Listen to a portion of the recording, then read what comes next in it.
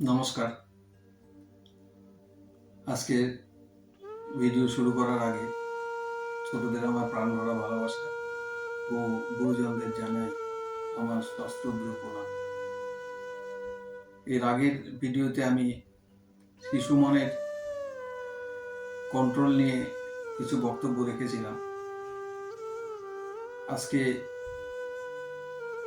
সেই ধারাবাহিকতা মেনটেন করেই আমি চাইছি শিশু থেকে যে কিশোর বা কিশোরীর অবস্থা যেটা আছে তাদের মন কি করে কন্ট্রোল করা যায় সেই দিকটায় যাব বলে স্থির করেছি।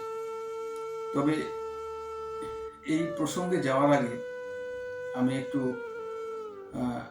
অন্য প্রসঙ্গে, অন্য ঠিক নয়, মানে মনুষ্য জীব বা মনুষ্য জীবন নিয়ে কিছু কথা সামান্য একটু রাখা দরকার বলে আমার মনে করেছে। যেমন যে একটা শিশু বা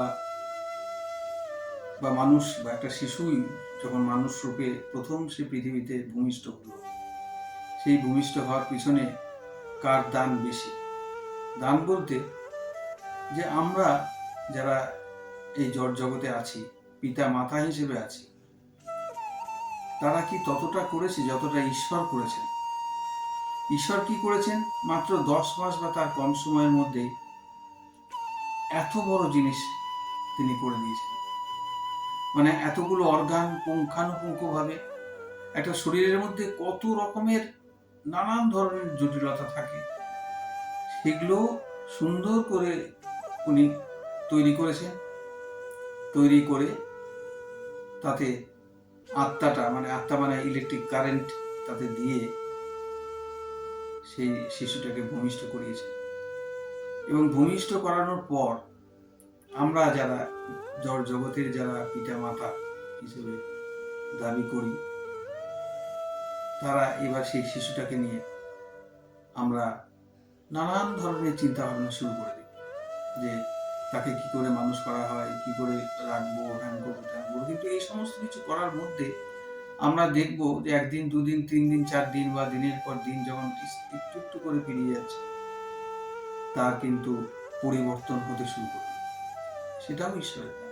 অর্থাৎ কিনা একটা জীব, মানে মনুষ্য জীব, সব জীবই তাই, মনুষ্য জীবের কথা আমি এখানে বলছি। মনুষ্য জীব যখন ছোট থেকে বড় হচ্ছে, ছোট মানে শিশুকাল বা কিশোর কিশোরীকাল বা যুবক যুবতীকাল বা এরপরে মিডল এজ ব্যাপারটা থাকে, তারপরে বৃদ্ধ, আরো বৃদ্ধ, এই সমস্ত সময় কিন্তু ঈশ্বর আমাদের সঙ্গে আছেন। এই কথাটা আমাদের কাউকে ভুললে চলবে না। ঈশ্বর তাহলে ভূমিষ্ঠ করলেন শরীর এবং আত্মা প্লাস গোটা দেহের অর্গানগুলো, আর বাকি যে জিনিসগুলো থাকে সেগুলো কিন্তু উনি শর্ট করে সাপ্লাই দিলেন না। যেমন একটা মানুষের মন বলতে যে জিনিস আমরা বুঝি, মন, বুদ্ধি, কনসাসনেস মানে চেতনাটা থাকে, অবশ্যই একটু চেতনা থাকে। এই জিনিসগুলো উনি অ্যাক্টিভেট পুরোপুরি ভাবে করেন না। অ্যাক্টিভেট, আমি এই জিনিসটা বললাম, আজকালকার দিনে তো মোবাইলে অ্যাক্টিভেট ব্যাপারটা সবারই জানা আছে, সেই জন্য আমি অ্যাক্টিভেট বললাম। ব্রেন বা মন, যেটা মেইন জিনিস, পরের দিকে দারুণভাবে আমাদেরকে সাহায্য করে, আবার আমাদেরকে অনিষ্টকরণের দিক থেকে যদি আমরা সেটাকে প্রপার ওয়েতে ইউটিলাইজ না করি। এবং সেখানে আমরা দেখব যে তাহলে ঈশ্বর শুধু এই ব্রেন, মন আর কনসাসনেস চেতনা থাকে, সেই চেতনাকে পরে আমাদের তৈরি করতে হবে, চৈতন্য ভাব আনতে হবে, যেটা ঠাকুর শ্রীরামকৃষ্ণও বলেছিলেন কাশীপুরে, যে আমি আশীর্বাদ করি তোমাদের চৈতন্য হোক। এই ব্যাপারটা আমি পরে আরো ডিটেলসে বলবো। কিন্তু যাই হোক, চেতনা, অনুভূতি, বুদ্ধি, মন, এই জিনিসগুলো ধীরে ধীরে ধীরে ধীরে আসবে। মানে তার সেই শিশুটি যখন বড়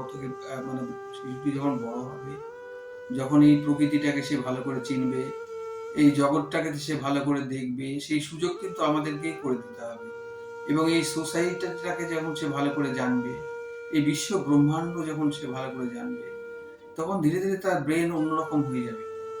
তখন তার ভিতরে পিতামাতা হিসেবে, আমি আগেও বলেছি, পিতামাতা হিসেবে আমাদের ঢুকাতে হবে যে ঈশ্বর যে যিনি আছেন, এই ঈশ্বরের আশীর্বাদেই আমাদেরকে রইতে হবে। তাদেরকে সব জিনিস বুঝিয়ে দিলে তারা ঠিক বুঝবে, এবং সেই জন্যেই আমাদেরকে তাদেরকে সবসময় একটা ধারণা আনতে হবে যে মনুষ্য জীবের উদ্দেশ্য। সুতরাং সেই দিকটা বিচার করে আমাদের দেখতে হবে যে মানে জীবনের উদ্দেশ্য, যেটা ঠাকুর রামকৃষ্ণদেবও বলেছেন, জীবনের উদ্দেশ্যই হচ্ছে মানে ঈশ্বর প্রাপ্তি। তা এত ছোট বয়সে তো সেই সব কথা বললে হবে না, তাদেরকে মানুষ হতে হবে, সেটা পরের ব্যাপার। পরের এই ভিডিওগুলোতেও আমি আরো বলবো এই সমস্ত ব্যাপারে, যেটা হয়তো আপনাদের খারাপ লাগবে না, আমি আরো বলবো এই ডিটেলসে।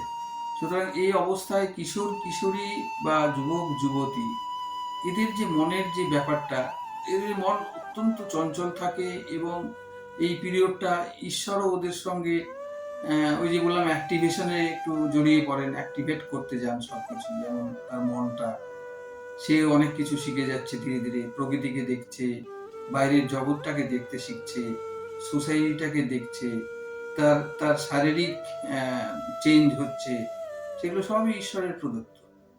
তার শারীরিক চেঞ্জ হচ্ছে, সুতরাং তার চাহিদা বাড়ছে, তার বাসনা বাড়ছে, তার একটা মানে জ্বর জ্বর জ্বর জিনিস পাওয়ার একটা আকাঙ্ক্ষা বাড়ছে। সুতরাং এই জিনিসের মধ্যে থেকে একটা কিশোর কিশোরী, তার মধ্যে তার পড়াশোনাটাকে ঠিক করে নিয়ে তাকে মানুষ হতে হবে। মানুষ বলতে আমরা যে জিনিসটা খুব শর্টে বুঝি, মানুষ বলতে আমরা বুঝি সে ভালো পড়াশোনা করবে এবং ভালো চাকরি করবে এবং তার ভবিষ্যৎ ঠিকমতো করে দেখবে, সে আবার সংসারে আসবে বা বৃদ্ধ পিতা মাতাকে দেখবে।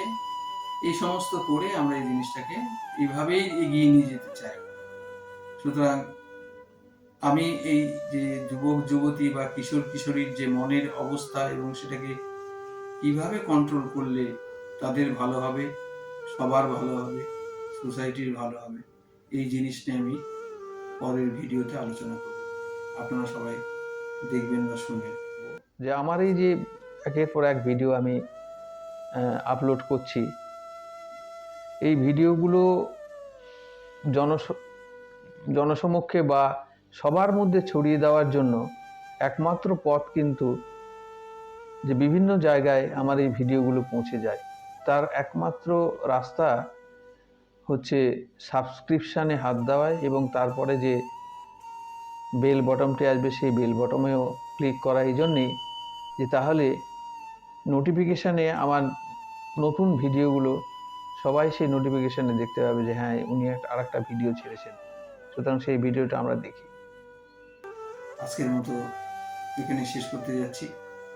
ছোটদের আমার প্রাণ ভরা ভালোবাসা ও গুরুজনদের আমার সশ্রদ্ধ প্রণাম জানিয়ে আজকের ভিডিও এখানে শেষ করলাম। নমস্কার।